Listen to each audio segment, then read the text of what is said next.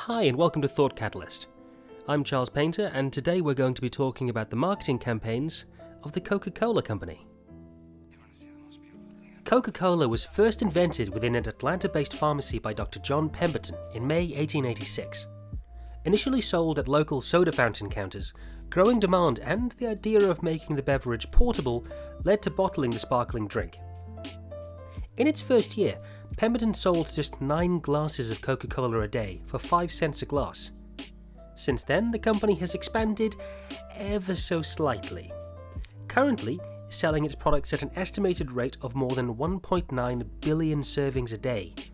That's the equivalent, every day, to almost 1 in 4 people buying something from Coca-Cola. The Coca-Cola company is one of the most recognized companies in the world, and it's certainly the world's biggest drink company.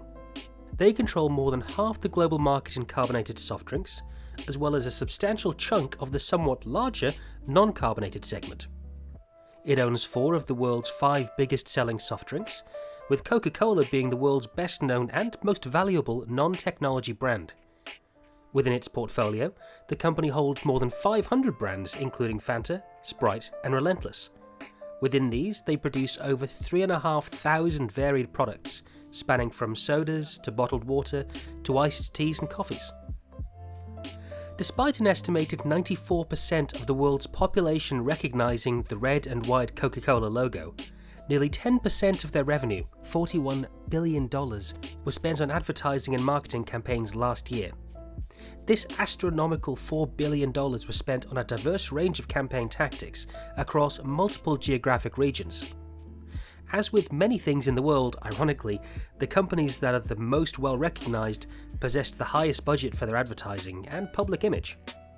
Luckily, this hefty budget allows Coke to experiment and get creative with their marketing, providing the opportunity to remind us why they're as successful as they are. Now, what is the Coca-Cola brand built upon? Well, it's this secret: training our brains to associate the brand with a good feeling, be that happiness, relaxation, friends, love, anything, rather than the soda itself that makes them good at what they do. Now, we're going to go through a few examples here. First of all, let's have a look at the 2015 Christmas advert. For many, the arrival of the iconic "Holidays Are Coming" Coca-Cola truck, it's a highlight of the period, building excitement for Christmas. The ad might be 21 years old, but interest in it shows little sign of diminishing as it brings out everyone's nostalgic side.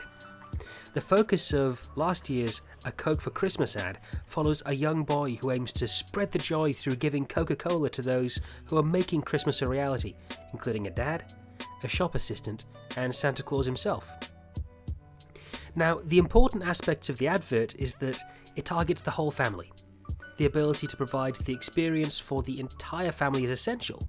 The commercial itself closely follows Coke's primary principles in their advertising. Rather than attempting to sell a drink, Coke focuses on selling an abstract positive concept, such as happiness, family, and sharing. As we can see, Coke have become experts at selling these non-concrete conceptions. This year's video, like many before it, remains true to their core values that they use in their marketing campaigns year-round. Along with this, Coke modified their traditional formula for advertising, adopting a more multi-channel approach. Traditionally, video, print and physical advertising were the focal point of Coke's festive commercials. However, this year saw the addition of Coke TV and social media via hashtags and a Coke emoji. This was an attempt to broaden their influential radius. Now, the next example we're going to look at is called Share a Can. Now, Coke's Share Happiness campaign has been one of the key pillars of their advertising machine. This involved multiple previous strategies such as the Coke Hug Me machine and the hugely successful debranding tactic, which we'll talk about in a few minutes. However, the Coca-Cola Sharing Can may have successfully created the most literal rendition of sharing a Coke. The regular-looking can of Coke can be twisted to become 2 mini cans, allowing probably one of the easiest methods for sharing a Coke on the move. As part of the pilot project, Coke distributed its sharing can to thirsty Singaporeans and documented their surprised reactions. The documentary of this surprised happiness involved the team accompanying the distributors, following them to areas where they knew there would be heavy traffic, and filmed people's authentic reactions. This documentation provided Coke with video evidence of the purest possible form of happiness, showing how people would react and the kind of power it has. Now finally we got on to debranding. As mentioned earlier, arguably the most successful share happiness campaign would be the debranding tactic. Marketing director Lucy Austin and her team within Coca-Cola's South Pacific branch were delivered a 151-word creative brief that gave them free rein to deliver a truly disruptive idea that would make headlines and capture the country's attention. The resulting campaign, known internally as Project Connect, based on its ambition to both strengthen the brand's bond with Australia's young adults and inspire shared moments of happiness with the real and virtual worlds, it became known as Share a Coke. The primary concept behind this was the swapping out of Coke branding on bottles and cans in favour of 150 of the most popular names in Australia, allowing Coke to reach 42% of the population.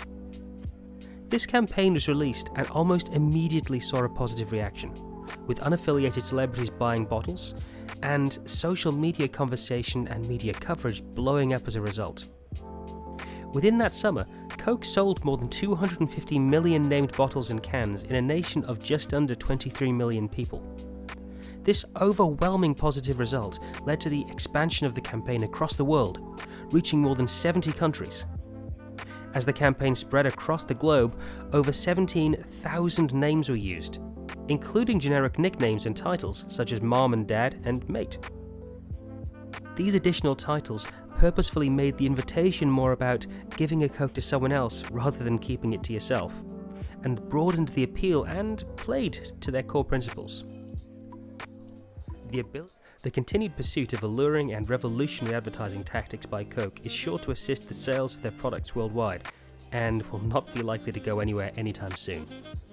As you can see, Coca-Cola have shown that by engaging with their customers and not just shouting from the rooftops about how great they are, they're able to grow year on year and build a brand loyalty and a brand awareness that you just don't see in many other sectors. And it's a lesson that a lot of companies could do with learning. We hope you've enjoyed this video. If you'd like to see more of what we do, please remember to like, share and subscribe, and we'll catch you again next time. Goodbye.